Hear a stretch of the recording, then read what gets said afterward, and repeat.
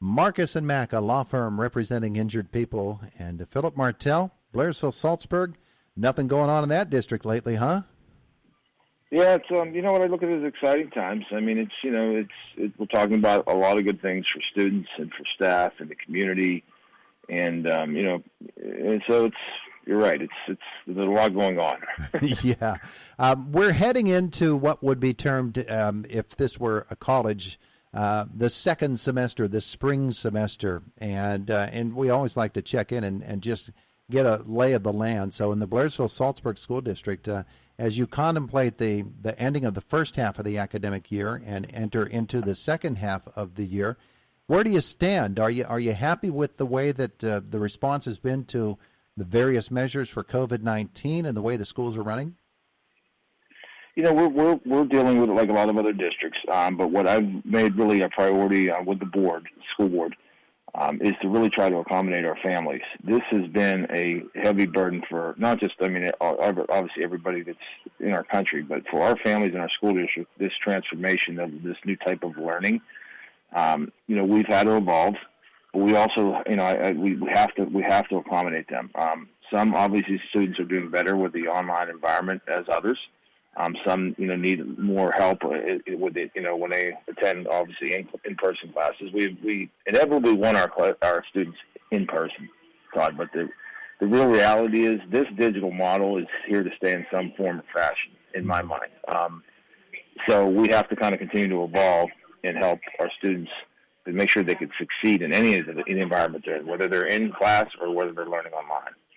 Now, when things began and swung back into action on Tuesday, the students had a choice, or their parents had a choice, to choose from a number of different options.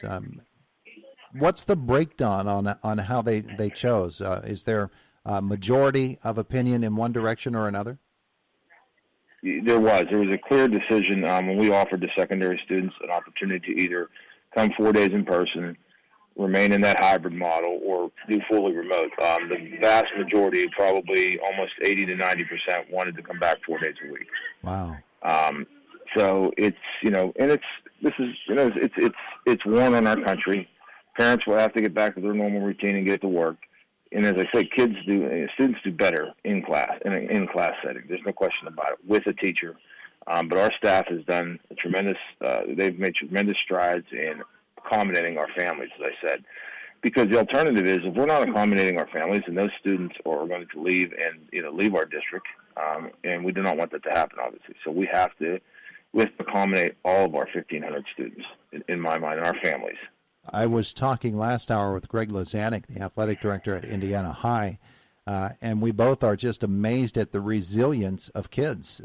They are so able to adapt in this day and age to whatever the challenge might be in front of them. And it's not just the students, it's everybody involved in the school district, their families, the teaching staff, the administrators, everybody in these schools is having to make adjustments, and they've done so.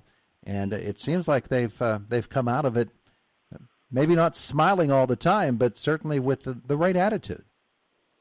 There's no question. We really need, as educators, and one of the things we want to do is just try to start to create that sense of normalcy again, to start to swing back. So when whether it be an athletic event or, different types of groups, we're trying to figure out ways to get creative to get them the student that sense of normalcy. Because I think that's really, from a social, emotional point, Todd, it's really crucial, because we, credit to our, even for athletic events, working with other groups, but we know we have a limit. But we're working to try to get. If we know we can have X amount of parents in different things. So we're really getting creative, just to kind of have that sense of normalcy start to come back. People talk about goals for the coming 3 months, 6 months, however it might be. Your goals for the second half of this school year with Blairsville-Saltsburg School District do you have things lined out that you'd like to see happen? Or do you just continue to forge ahead with whatever the challenge is, meeting it head on? No, we have goals. Regardless of the outcome, whether the board chooses to reconfigure or not, they've been very supportive about really creating. We have to kind of start to align ourselves with and open up our program of studies and align our curriculum with not just college college track courses and different things, but we really need to look at that career and workforce readiness program. And so we have some aggressive new initiatives academically that we're going to be doing. We're looking at reconfiguring spaces throughout the district and creating a number of new STEAM spaces that will be up and running for the start of next school year that will align with more course offerings. But also looking to, as I said, this digital component is going to remain. How do we utilize that and move that into a hybrid environment where, by doing that, we can offer our kids more selection of courses without still allowing them to choose if they would want to take a course or two online. So we have some aggressive plans.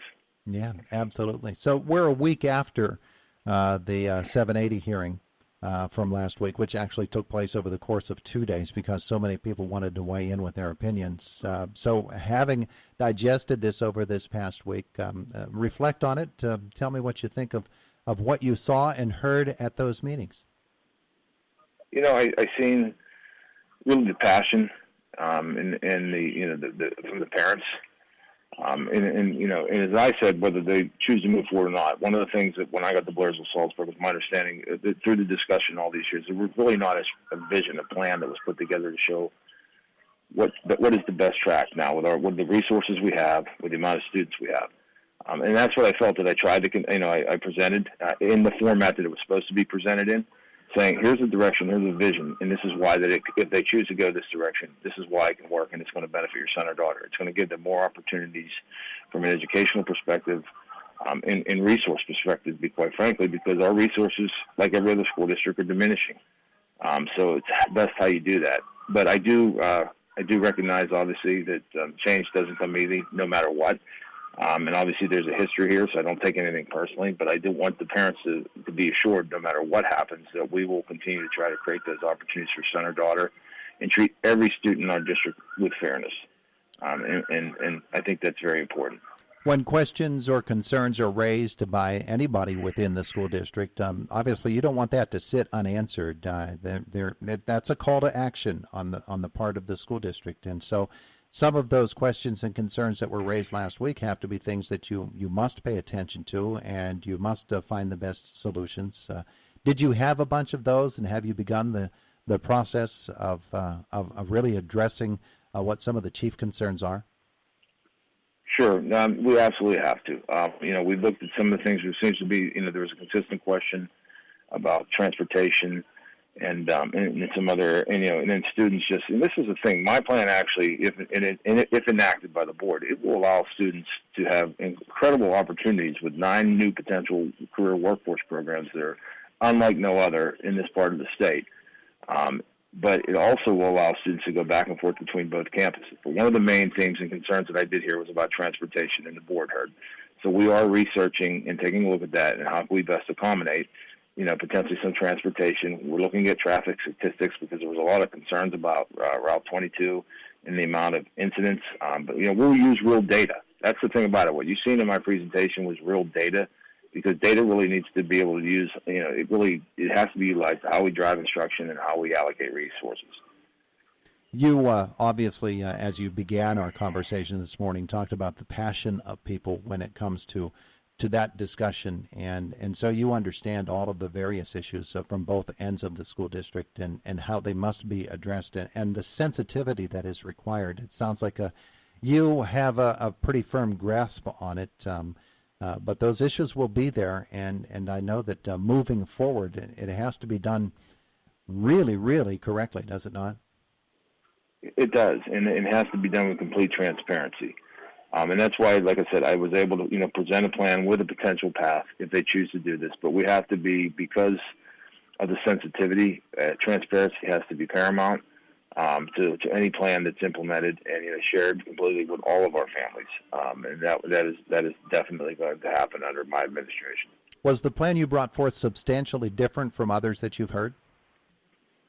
Yes, it is, because what it calls for is having an understanding that Saltsburg would remain a K-6 building, but then creating a new STEAM academy, comprehensive STEAM academy, which would include, and this is on the website too, and I can share with you, it includes 9 new career and workforce path programs. Very, very different from what the Indiana County Career and Technical Center offers, but based on, state needs, state workforce data for new programs like anything from cybersecurity to logistics and supply chain management,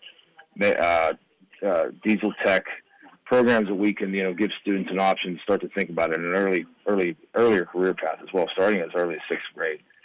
It'll be the first comprehensive program that a school district can offer on its own like this now. There are some districts that have had it in existence for years, but what we're looking to do is to not only give these resources to our students, but we're also looking to open it up to our neighboring school districts, because these programs, they make them available to our neighboring school districts, but also then align ourselves more with the secondary level with more dual enrollment classes tied to these programs. So it is very, very unique. I'm looking at the plan right now, and you're right. It's really data-driven, isn't it? It really is, and I understand that everybody loves a small class size when you say, and things, but that always doesn't necessarily mean it's the best setting. And we don't want large class sizes, but also we have to be realistic at times. We can't have resources dedicated with 4 or 5 students in a class, if possible. So that's what we need to just make sure that we're taking a look and managing those things over time. But it is data driven. It is, and so we feel very confident that it will be, and it's going to, if implemented and approved, either way, it's going to take some time to change the culture, and to, and I understand, like I said, to make parents believers because of the history of these, what's going on in the district the last 20 years, and I'm okay with that. I'm willing to go anywhere, anytime, and talk about this plan if I'm invited. Because we put it out there, so we have to believe in what we're doing, and we have to have the data to back it up. Would there be some sort of regulatory requirement from the Department of Education or others to create the Southern Indiana STEAM Academy? Yes, we would go. I have a 2-year plan, and also, if you take a look at the presentation, there's actually a timeline for the creation of that. We have a lot of new things that we're going to do. Obviously, next year if this would happen, but it's over a 2-year period, we would follow the requirements from the Pennsylvania Department of Education.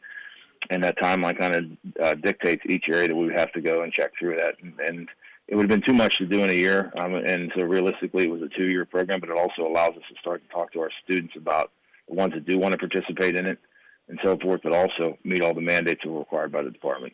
It really is a comprehensive plan that you have laid out here. Have people been in contact with you and said, come speak to our group or to a gathering of some sort? I know we did. We have a request. Our board president had a request to talk to the governing body, I believe, in Blairsville. But obviously, with COVID now, those are, our hands are kind of tied. But I also wanted to reach out to our Chamber of Commerce's, our Rotaries, anybody else that would really want to talk about the plan. Because right now we're in that cooling off period where the board, hasn't made a determination. So really, we're kind of like in a holding pattern. So, but I mean, I'm still willing to talk about the plan just potentially if they would approve it.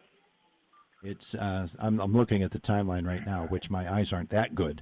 But no, I know. I'm sorry about that. That was one of the things I tried to get it on one thing, but it's a little small. It's small, but it's readable, and it really lays out where it could potentially go. And obviously, there's a lot of work that has to be done before we get from day one all the way to completion of the intended plan. But it is certainly plenty for people to chew on. Philip Martell, I'm sure if somebody has questions about it, you're the guy to talk to, and you'd be willing to answer any questions. That's right. We're, like I said, transparency is paramount, and I'm willing to go anywhere or answer anything that we have because we believe in what we're doing. It's the best interest of our students. So the website, b-ssd.org, and click on the reconfiguration slide presentation, and it's all laid out there in front of you. Thank you so much for visiting with us this morning, and of course that door is always open anytime you want to come on and talk about it some more. I appreciate you always having me on, and it's been a great way for us to talk to our constituency too, so thank you, Todd. Have a great day today. You too. Bye-bye. It is the voice of